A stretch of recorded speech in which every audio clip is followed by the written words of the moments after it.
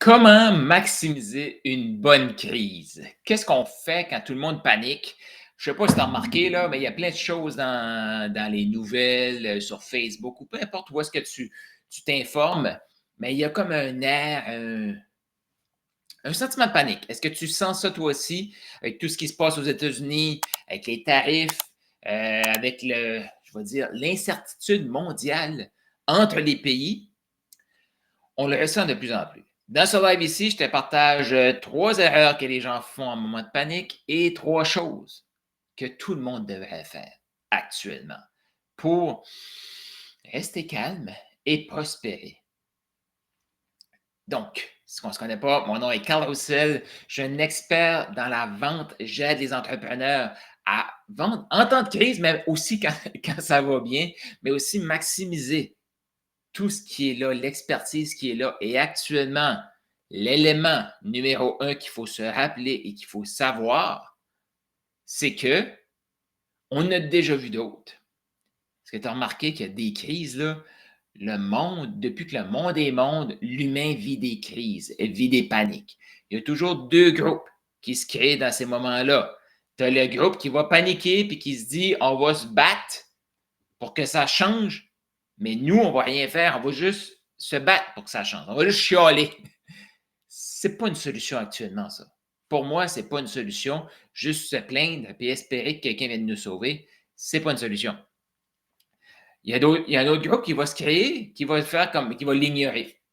Puis l'ignorer, c'est ça m'intéresse pas, ça m'interpelle pas, puis ils font rien pour changer. Et d'autres, une autre ignorance qu'on pourrait voir positivement, mais selon moi qui est très négatif, c'est l'ignorance par non, non, non, mais ça va bien aller.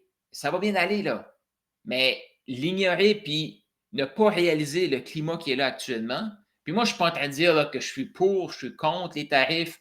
Je ne suis pas en train de me positionner là-dessus.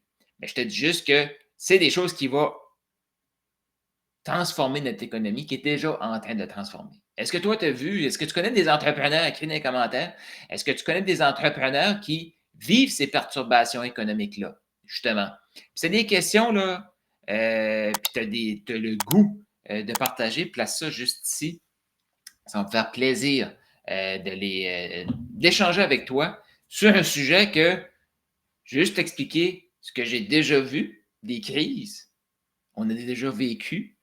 Encore là, à ce moment-là, ben, il y avait des gens qui voulaient ignorer ce qui se passait. Il y avait des gens qui voulaient se plaindre comme si ce n'était pas de leur faute. Et le troisième, la plus grosse problématique, c'est d'avoir des gens remplis de potentiel puis qui vont attendre. Puis, juste pour te mettre en contexte, là, OK?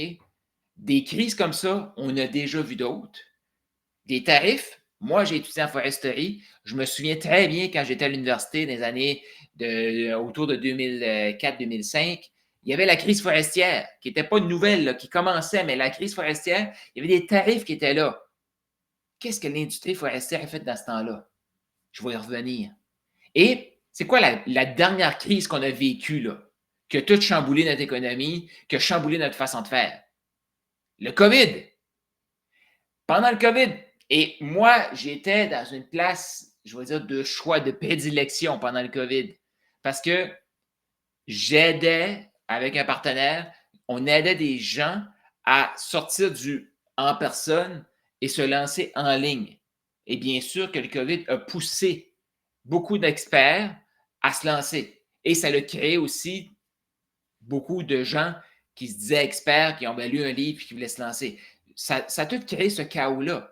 Sauf que ceux qui se sont lancés là, début COVID, eux, ben, un peu. Ceux qui étaient déjà prêts avant COVID ont vraiment gagné beaucoup.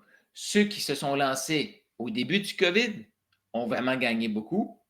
Et à chaque fois, il y a tout le temps, ça grandit et après, l'humain va se rendormir en quelque sorte. Tu sais, on a vécu le post-COVID. Le post-COVID, les gens étaient beaucoup moins, tu sais, c'est comme, OK, les taux d'intérêt sont bas, on veut repartir l'économie. Les gens ont comme oublié qu'on venait de passer une crise. Là. Puis, c'est pas long là, que les gens oublient. Là. Actuellement, il y a plein de gens qui ont juste oublié que la dernière crise qu'on a vécue, ça fait 3-4 ans. C'est tout. C'est tout. Mais à ce moment-là, il y a du monde qui a attendu. Le monde qui attend, tu sais, il y a du monde qui attend parce qu'ils sont pas prêts, c'est OK.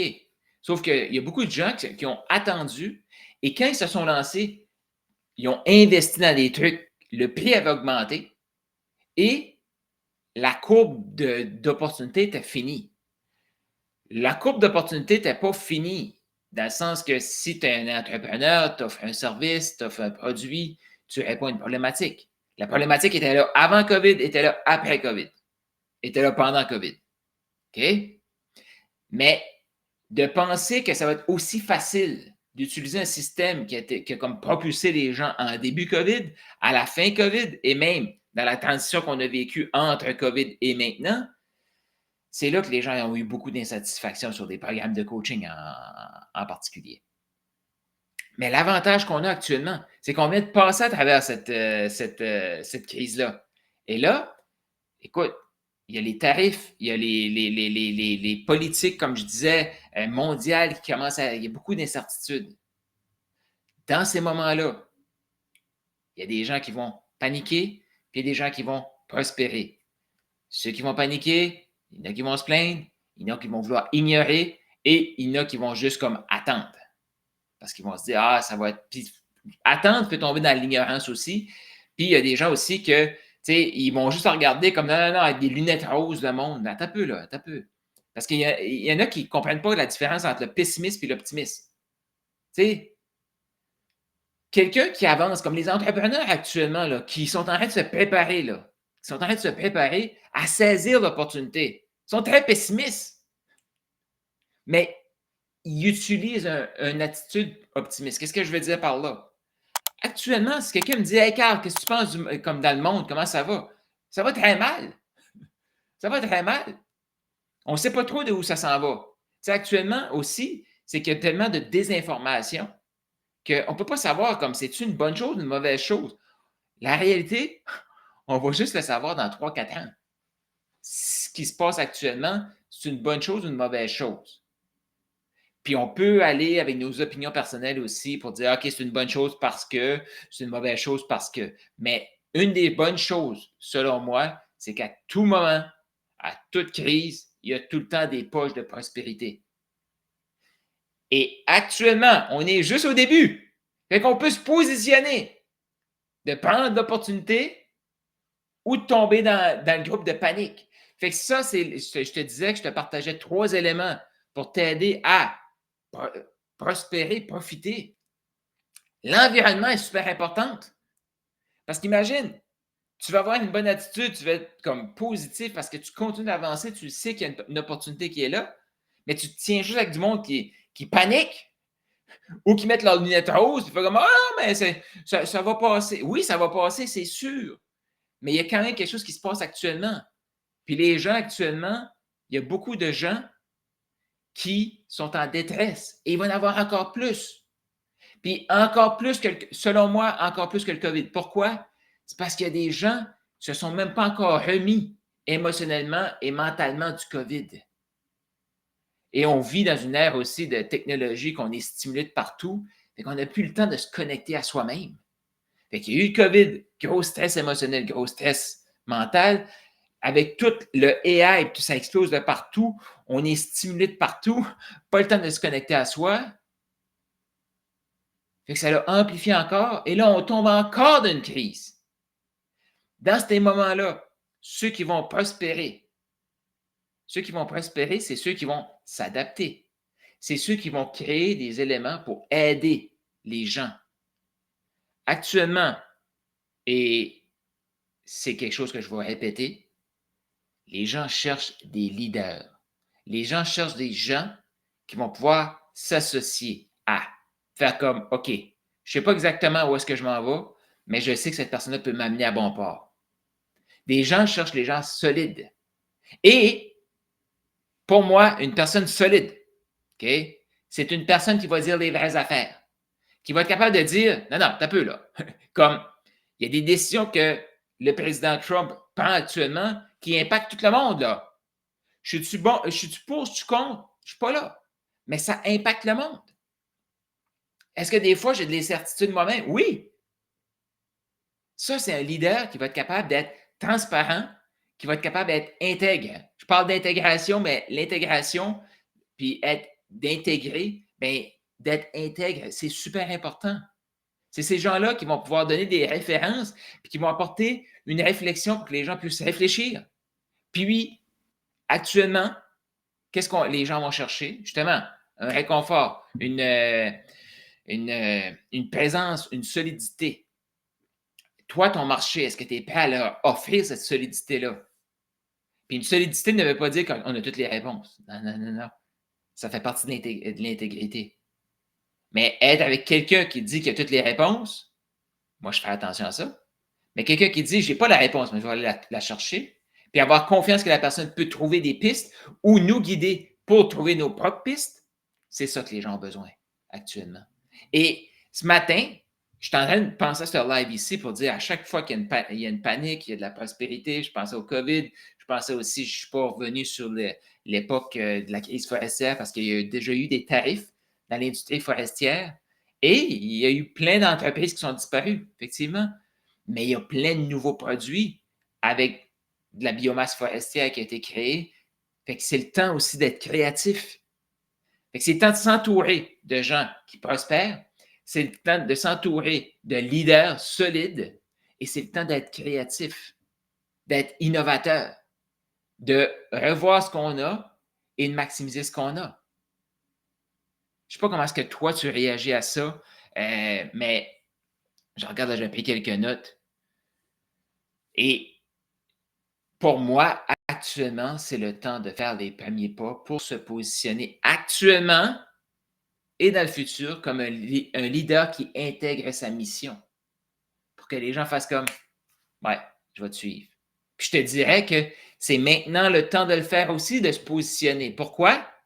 Parce qu'il y en a beaucoup qui vont se positionner actuellement et qui vont disparaître. Parce que c'est la première crise qui embarque dedans. Ils n'ont aucune idée de ce qui se passe. Puis moi, je me souviens, à l'époque, COVID, j'avais mon plan, puis j'étais au téléphone, ça allait super bien. Et quand le COVID est arrivé, pouf! Le plan que j'avais n'était plus bon. J'ai été obligé de le réajuster. Ça m'a pris 2 semaines à le réajuster, à réaligner des affaires. Puis même dans mon réajustement, j'étais capable de maximiser ce qui se passe actuellement. Et à la fin, c'était comme, là, j'étais en mars 2020. Mais rendu en avril, on était rendu sur une croisière, là. Puis mai, encore plus, que les gens s'apercevaient, là, comme, OK, c'est pas 2 semaines, cette affaire-là, là. Ça va durer. Là, actuellement, tu sais, comme, moi, je peux pas dire que les décisions qui sont prises sont bonnes ou pas bonnes. Il y en a que je trouve bonnes, il y en a que je trouve pas bonnes, mais je suis pas là pour parler de ça. Mais je peux dire quelque chose, par exemple. L'incertitude, le chaos qui est en train de se créer actuellement est en début de mandat d'un président. Donc, ça me laisse croire que le chaos et l'incertitude, la panique va juste s'amplifier dans les prochaines années. Pour moi, ça, c'est un fait. Il est au début du mandat. Et actuellement, tu vois qu'il y a une séparation dans le mondial. Qu'est-ce qui s'en vient? Je ne le sais pas. Je ne le sais pas, mais ça ne sera plus jamais pareil comme avant, comme plein d'autres perturbations qu'on a vécues.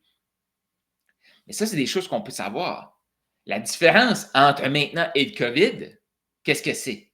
Écris dans les commentaires si tu l'as saisi. Mais il y a une grande différence entre ce qui est maintenant et qu'est-ce qui s'est passé dans le COVID. Une des grandes différences, c'est que quand ça a commencé le COVID, les gens disaient 2 semaines. Ah, OK, c'est 2 semaines. Je me souviens, je parlais avec des gens, ah, c'est juste 2 semaines, c'est juste 2 semaines, c'est juste 2 semaines. OK. Puis là, une des questions que je pose dans ce temps-là, et si ça ne change pas dans 2 semaines, qu'est-ce qui se passe? Oh, il faut que je fasse quelque chose. Il faut que je change quelque chose. OK. Donc, on s'en reparle dans 2 semaines. Puis après 2 semaines, c'est un autre 2 semaines. Puis après ça, après un mois ou deux, c'est comme non, mais attends un peu, là. Je pense qu'on se fait bullshiter ici, là. Mais là, la grande différence, c'est qu'il n'y a pas de 2 semaines, là. On est parti pour 4 ans, là. Fait que, encore là, fais tes propres recherches. Va t'éduquer. Puis là, écoute pas TVA Nouvelles pour t'éduquer, là, s'il te plaît. Mais C'est quoi tes sources d'informations à toi? Écris dans les commentaires.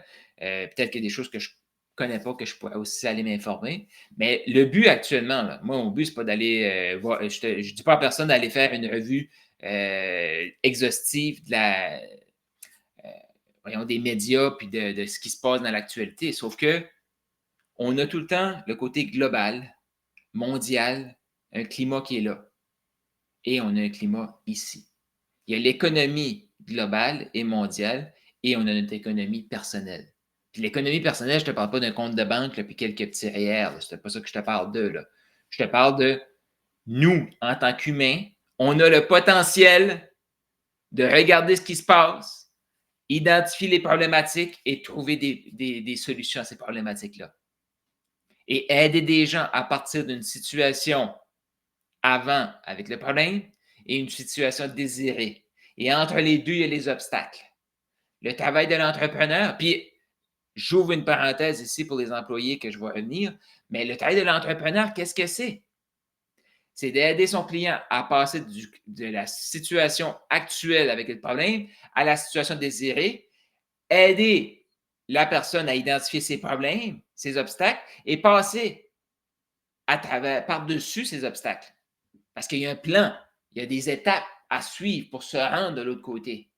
Et, juste pour dire, j'ai dit j'allais ouvrir une parenthèse pour les employés, je ne suis pas en train de dire, là, oui, actuellement, c'est le meilleur moment d'être entrepreneur, mais c'est du quoi?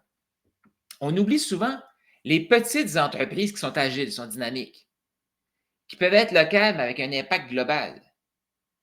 Ces gens-là, ces entrepreneurs-là, parce qu'on pense souvent à l'entrepreneur, c'est la personne qui, comme, OK, j'ai créé le nom, j'ai investi de l'argent, j'ai investi du temps. Oui, sauf que ces entreprises-là, actuellement, ont besoin de personnes qui vont se greffer à la vision.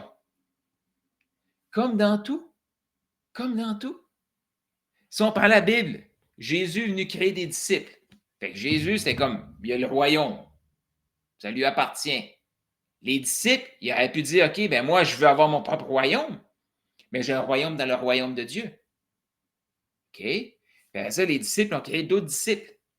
Mais ça, là, c'est la façon de développer. Fait qu'il y a des gens qui vont dire, non, mais attends un peu, Carl, tu comprends pas. Moi, je veux pas tout le stress de partir en affaires, créer mon propre système, créer mon propre produit, créer mes propres actifs entrepreneuriaux. Je comprends ça. Mais comment toi, tu peux faire pour te positionner? Les entreprises actuellement, là, ça fait des années qu'ils disent pénurie de main-d'œuvre. Là, avec les AI et tout, c'est en train de changer.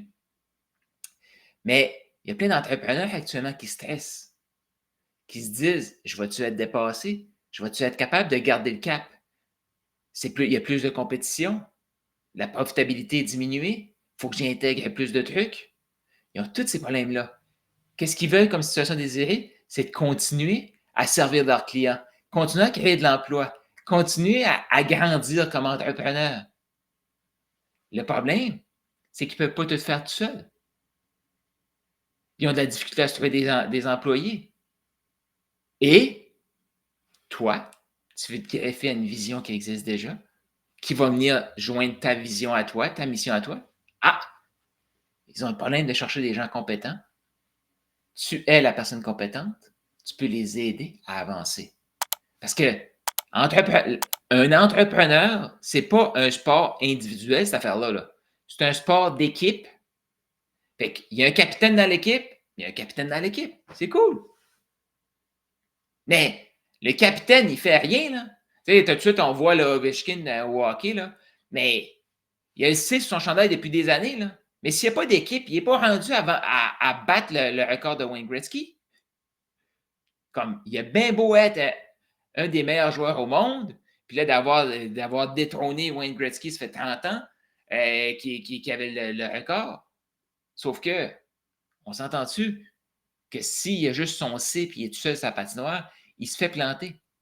C'est ça, l'entrepreneuriat. Fait que peu importe toi que tu veux te lancer en affaires ou que tu es employé, OK? Comment tu peux te greffer dans une culture entrepreneuriale? Et les entreprises qu'actuellement, qu'est-ce qu'ils vont faire? Ils vont intégrer, ils vont créer des actifs pour attirer non seulement des employés, non seulement des clients, mais des employés aussi qui vont développer une mission que les gens vont faire comme OK, je veux m'imprégner de cette mission-là, cette vision-là. Je veux contribuer à ça. Ces entreprises-là vont grandir à vitesse grand V avec tout ce qui se passe actuellement. Les gens qui vont se positionner aussi comme des membres de l'équipe, des joueurs d'équipe, pour ces gens-là, pour ces entrepreneurs-là, ils vont grandir. Ils vont grandir. Fait que, oui, il y a une panique globale économique, mais notre économie personnelle n'est pas obligée d'être impactée. Non. Et elle peut être impactée positivement parce qu'il y a de la prospérité qui s'en vient actuellement. Là. Je ne sais pas qu'est-ce que tu en penses. Mais en préparant ce live-là, j'étais comme, ben oui. Puis, tu sais, une des choses aussi qui me donne confiance, c'est que la vérité, tout est écrit ici, dans la Bible. Puis mes frères et sœurs, ben, eux vont savoir, mais si t'es pas croyant, c'est pas grave, là. Mais si tu cherches une solidité, je veux juste te dire des paroles que Pierre. Puis là, faut que je te raconte l'histoire, là. C'est que je t'en train de penser à ça. Je dis, dans la Bible, il y a un verset que Jésus dit: dépose ton fardeau à mes pieds et prends mon joug. Mon joug est léger. Donc, mon fardeau est léger, en quelque sorte. Et moi, j'ai une boîte là, avec des petits signets, puis c'est des versets. Puis, j'étais en train de me préparer, puis j'étais en train de sortir ma Bible, puis j'étais comme, OK, là, il y a cette page-là que je voulais pas perdre. En même temps que je réfléchis à ce live ici, que je pense à un verset, puis me dire, oui, mais tu sais, encore plus maintenant que la vérité, la solidité, tu sais, c'est rempli de promesses, cette affaire-là. Là. Il y a beaucoup de gens qui vont acheter ce livre-là, puis la promesse de la bonne nouvelle de Jésus, parce qu'ils font comme, mais comment que je peux avoir un Dieu qui m'aime autant et que je suis une personne tout croche? Même moi, je ne m'aime pas, puis Dieu m'aime. Il y a beaucoup de gens qui ne veulent pas croire à l'Évangile à cause de ça. Bon, tout ça pour dire, je reviens ici, je vais garder ma page dans ma Bible et j'ai une boîte de signets et je prends le signet, je fais comme, wow, c'est tellement ça. Là. Le signet est en anglais, je te le lis en français. OK? Déchargez-vous sur lui. Le lui, c'est Jésus. Donc, c'est 1 Pierre 5, 7. Donc, Pierre t'en train de parler et il invite les gens qui l'écoutent. Déchargez-vous sur lui de tous vos soucis. En anglais, ils ont parlé de votre anxiété. Donc, déchargez-vous sur lui de tous vos soucis, de toute votre anxiété, car lui-même prend soin de vous. Hey, c'est pas pour toi, là. Mais un des avantages de croire en Jésus, c'est de dire, hey, il y a quelqu'un qui est là avec moi. Fait que oui, il y a de l'incertitude. Oui, il y a des conflits. Oui, je ne sais pas, moi, qu'est-ce qui va se faire, s'il va y avoir une troisième guerre mondiale qui va se déclarer. Je ne sais pas. Je ne sais pas si l'économie canadienne va vraiment planter complètement. Moi, j'ai confiance dans les Canadiens qu'on va se relever et qu'il va y avoir un réajustement comme l'industrie forestière a fait à l'époque. Puis, chaque grande crise vient avec quoi? De la prospérité. Mais sachant que je ne suis pas tout seul, puis que je peux déposer mon anxiété, puis qu'il y a quelqu'un qui m'aime à ce point-là, wow! Wow! Fait que je ne sais pas comment toi tu te sens dans tout ce qui se passe actuellement, mais fais sûr de t'abonner parce que je vais partager plein d'autres trucs là-dessus. Puis vraiment, ça me tient à cœur d'aider des gens exceptionnels à un fort potentiel qui font comme hey, moi, je peux aider des gens là. Moi, avec tout ce réalignement-là, je peux intégrer mon savoir dans des actifs entrepreneuriales. Moi, je veux contribuer.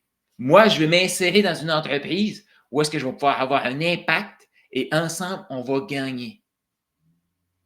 Moi, Carl Roussel, je veux t'aider là-dedans.